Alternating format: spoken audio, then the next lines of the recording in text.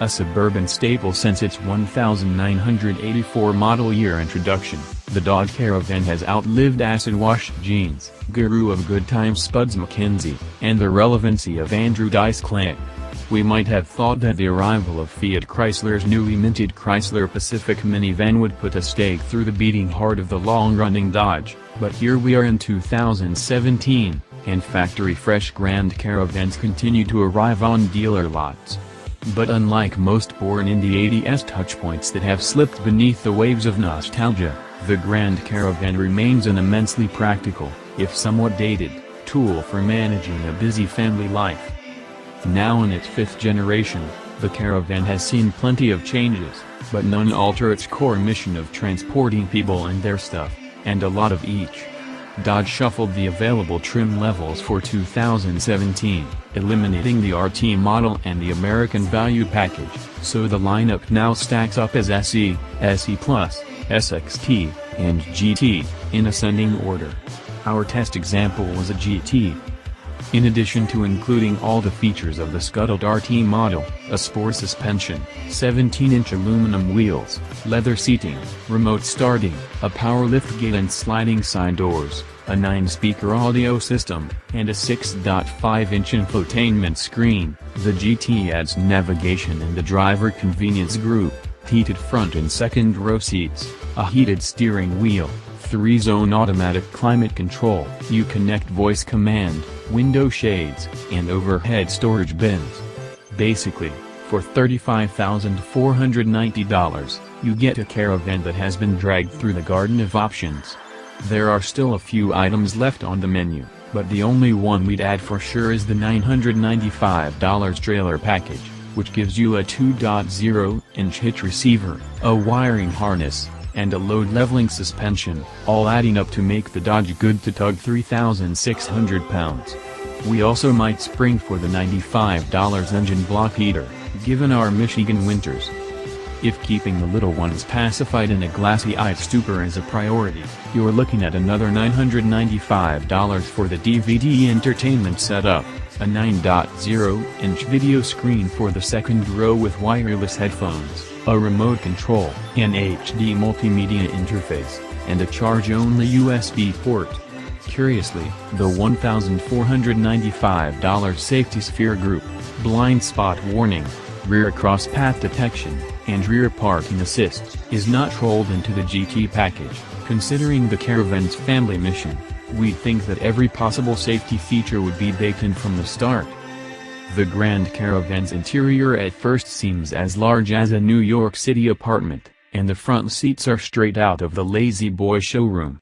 Big, soft, and cushy in a very 1980s, Bob Guccione kind of way, the seats offer an initial impression of luxury that can give way to a sloppy feeling that'll have you wishing for more support once you clock some miles. The rest of the interior is just good enough. The switchgear on the console in the door panels is standard Chrysler fare. The buttons, light switches, and bin doors on the dash and overhead consoles function as intended but lack any real sturdiness or precision. Finish quality is a mixed bag of plastic surfaces ranging from soft to brittle, all with a feel that leans more toward industrial than luxurious. The plastic chrome finish on the dash-mounted shifter and its bezel, for instance, looks like surplus from a monogram model kit. High points include sliding covers for the dual bins in the console and a pair of 12-volt outlets located in the forward bin, frill-free gauges for vehicle and engine speed, and a reasonably intuitive butt layout on the dash. We wish Chrysler's 8.4-inch touchscreen infotainment setup were available, but instead the job falls to a 6.5-inch unit surrounded by physical buttons. The Grand Caravan has the famous fold-into-the-floor stow-and-go seats, a staple of any FCA minivan, but we were struck by how much less comfortable they were compared with the newer ones in the Pacifica. In this Caravan, the low seat cushion height leaves adults with their knees uncomfortably elevated and thighs unsupported.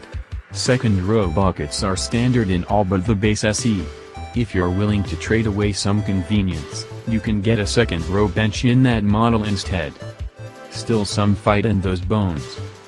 Pop the hood, and the nostalgia trip continues with Chrysler's tried-and-true 3.6-liter V6 and 6-speed automatic transmission, While hardly a cutting-edge powertrain, it provides enough gumption to propel the Caravan from 0 to the 60-mile-per-hour mark in 7.8 seconds and through the quarter-mile in 16.1 with a trap speed of 88 miles per hour. Both times are just 0.2 seconds behind those posted by a 2017 Chrysler Pacifica we recently tested. That's less surprising when you consider that the Pacifica also relies on the ubiquitous Pentastar for motivation, although the Chrysler shuffles its slightly higher output, 287 horses versus 283 for the Caravan, through a 9-speed automatic instead of the Dodge's 6-speed gearbox. In the Grand Caravan, a governor steps in at 113 miles per hour, and you likely wouldn't want to go much faster anyhow, as the Caravan's numb steering, susceptibility to crosswinds, and aging chassis require constant correction to keep it on the straight and narrow. Braking from 70 miles per hour required 180 feet. Of the 4 non-hybrid Pacificas we've evaluated, braking distances have been between 177 and 187 feet. The new 2018 Honda Odyssey and the last front-wheel drive Toyota Sienna we tested both needed 184 feet. Although the Caravan has nothing to be ashamed of in terms of stopping distance, the pedal feel was soft and vague, and we experienced fade beginning with the first stop. We registered 0.77 grams of grip, an impressive number given how much the Caravan leans when asked to change directions. A post-test examination of the 225/65R17 Michelin Energy Saver all-season tires revealed an unevenly worn left front. Besides potentially compromising performance and tracking, this indicates some suspension or steering components may need servicing. Still, this van is no canyon carver even when the running gear is properly sorted.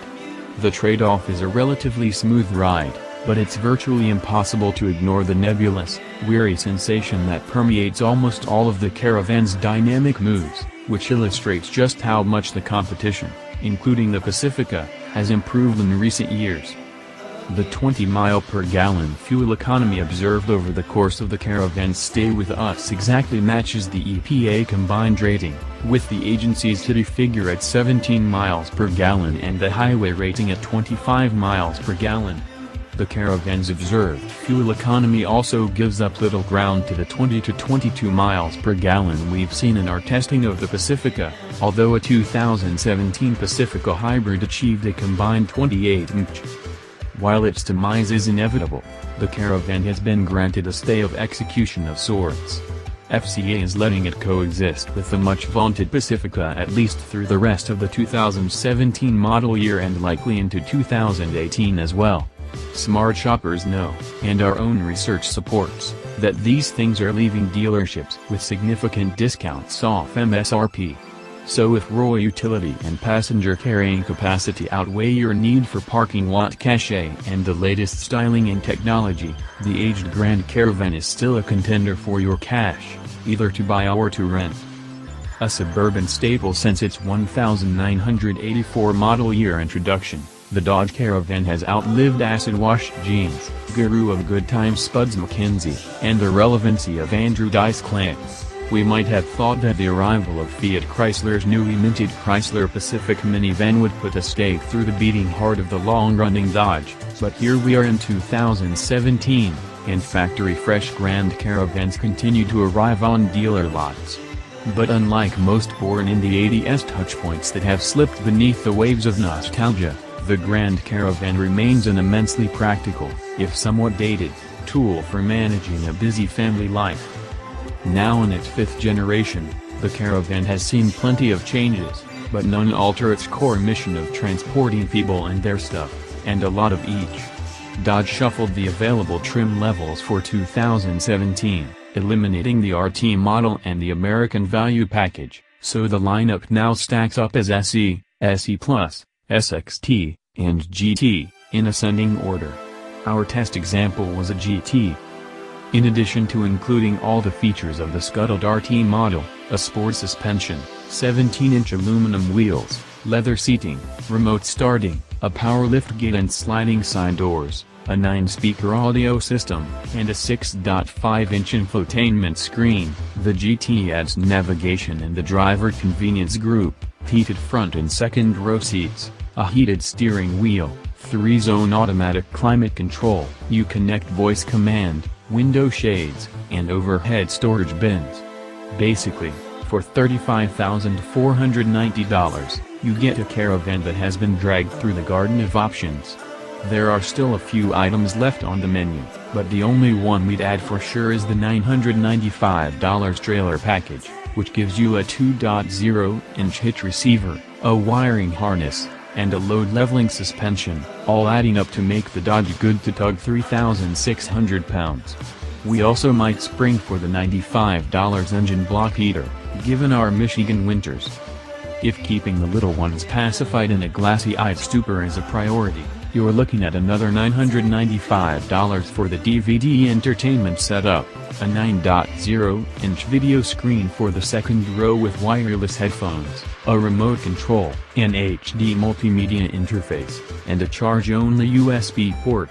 Curiously, the $1,495 safety sphere group, blind spot warning, rear cross-path detection, and rear parking assist, is not rolled into the GT package. Considering the Caravan's family mission, we'd think that every possible safety feature would be baked in from the start. The Grand Caravan's interior at first seems as large as a New York City apartment, and the front seats are straight out of the Lazy Boy showroom. Big, soft, and cushy in a very 1980s, Bob Guccione kind of way, the seats offer an initial impression of luxury that can give way to a sloppy feeling that'll have you wishing for more support once you clock some miles. The rest of the interior is just good enough. The switchgear on the console and the door panels is standard Chrysler fare. The buttons, light switches, and bin doors on the dash and overhead consoles function as intended but lack any real sturdiness or precision. Finish quality is a mixed bag of plastic surfaces ranging from soft to brittle, all with a feel that leans more toward industrial than luxurious. The plastic chrome finish on the dash-mounted shifter and its bezel, for instance, looks like surplus from a monogram model kit. High points include sliding covers for the dual bins in the console and a pair of 12-volt outlets located in the forward bin, frill-free gauges for vehicle and engine speed, and a reasonably intuitive button layout on the dash. We wish Chrysler's 8.4-inch touchscreen infotainment setup were available, but instead the job falls to a 6.5-inch unit surrounded by physical buttons. The Grand Caravan has the famous fold-into-the-floor stow-and-go seats, a staple of any FCA minivan, but we were struck by how much less comfortable they were compared with the newer ones in the Pacifica. In this Caravan, the low seat cushion height leaves adults with their knees uncomfortably elevated and thighs unsupported. Second row buckets are standard in all but the base SE. If you're willing to trade away some convenience, you can get a second row bench in that model instead. Still some fight in those bones. Pop the hood, and the nostalgia trip continues with Chrysler's tried-and-true 3.6-liter V6 and 6-speed automatic transmission. While hardly a cutting-edge powertrain, it provides enough gumption to propel the Caravan from 0 to the 60-mile-per-hour mark in 7.8 seconds and through the quarter-mile in 16.1 with a trap speed of 88 miles per hour. Both times are just 0.2 seconds behind those posted by a 2017 Chrysler Pacifica we recently tested. That's less surprising when you consider that the Pacifica also relies on the ubiquitous Pentastar for motivation, although the Chrysler shuffles its slightly higher output, 287 horses versus 283 for the Caravan, through a 9-speed automatic instead of the Dodge's 6-speed gearbox. In the Grand Caravan, a governor steps in at 113 miles per hour, and you likely wouldn't want to go much faster anyhow, as the Caravan's numb steering, susceptibility to crosswinds, and aging chassis require constant correction to keep it on the straight and narrow. Braking from 70 miles per hour required 180 feet. Of the 4 non-hybrid Pacificas we've evaluated, braking distances have been between 177 and 187 feet. The new 2018 Honda Odyssey and the last front-wheel drive Toyota Sienna we tested both needed 184 feet. Although the Caravan has nothing to be ashamed of in terms of stopping distance, the pedal feel was soft and vague, and we experienced fade beginning with the first stop. We registered 0.77 grams of grip, an impressive number given how much the Caravan leans when asked to change directions. A post-test examination of the 225/65 R17 Michelin Energy Saver all-season tires revealed an unevenly worn left front. Besides potentially compromising performance and tracking, this indicates some suspension or steering components may need servicing. Still, this van is no canyon carver even when the running gear is properly sorted.